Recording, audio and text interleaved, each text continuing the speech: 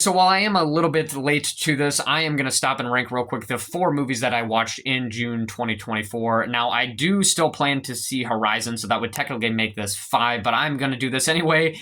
So at number 4, and by the way, this is ranked purely on how highly I rated them on Letterboxd. So if you're curious to see my reviews and my lists, you can download Letterboxd and add me on there if you're interested.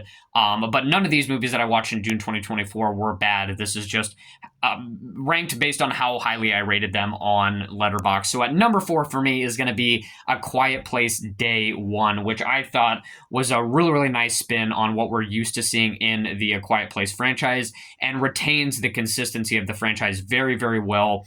Where instead of being in a rural area focused on this one family, we are in New York City where all the chaos is happening on day one, where people are going to die, people are going to make mistakes, people still haven't quite figured out what is going on yet. And so it just ups the stakes that much more. And even though it is a little bit harder to connect to these 2 new characters that we're introduced to, I think that they do a great job, and I think they do a well enough job at adding that depth to those 2 characters and making us care for them.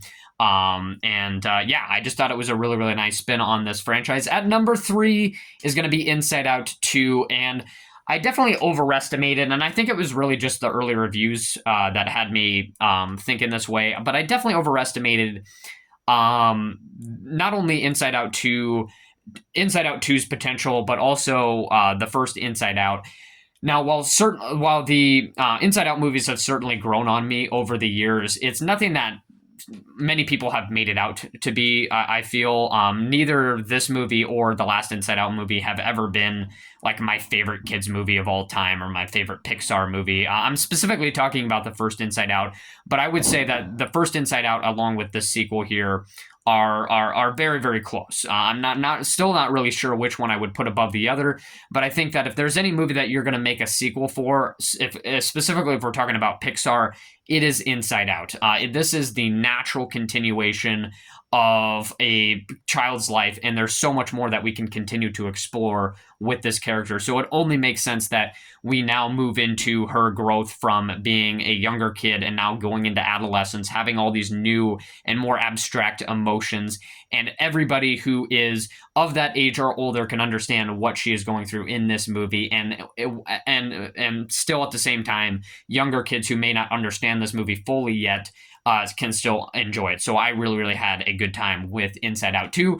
At number 2 for me is going to be The Bike Riders, which I thought was a very, very solid and engrossing historical drama, I guess you can say, because it is technically based on a true story.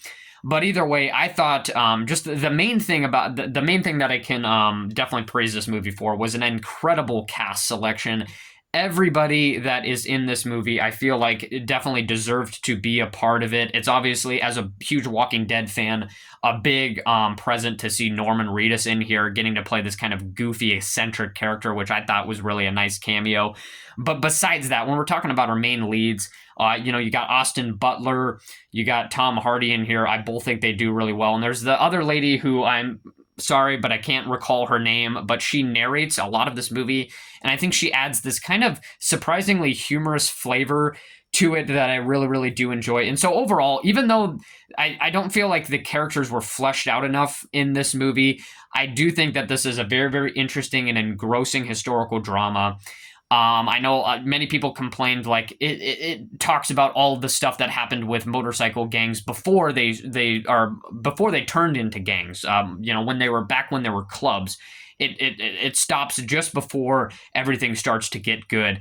And I think it's still interesting regardless. And it is, I think it's better to look at it from a point of view of seeing where it used to be, or like how it came to prominence, and then how everything kind of fell off and got really, really bad. Either way, I still really enjoyed The Bike Riders. I'm not going to let what other people think change my opinion on this. I really enjoyed this. Definitely one of the better dramas that I've watched this year. But at number 1 for me is Bad Boys Ride or Die, which I thought just absolutely delivered everything that I wanted and plus more. I think it's more than what anybody could have bargained for. For the 4th movie of this franchise, it just doesn't feel like this franchise has lost any of its life. I think this movie is super hilarious. Maybe some of the jokes are a little bit too corny to the point where they're just completely stupid.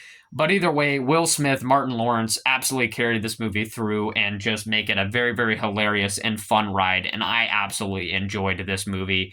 It's been as I said in my last review of Kill. If you haven't watched that, go check it out. I just uploaded it. It's been a year for action movies, and Bad Boys Ride or Die is absolutely no exception. I had such a fun time with this movie, and as of right now, is in my top 10. I think it's like number 6. So yeah, I really, really loved Bad Boys Ride or Die. Did not disappoint, whatever. Absolutely loved it. So yeah, that is my ranking of the June 2024 movies that I watched. And that's really all I got for you guys. So stay tuned.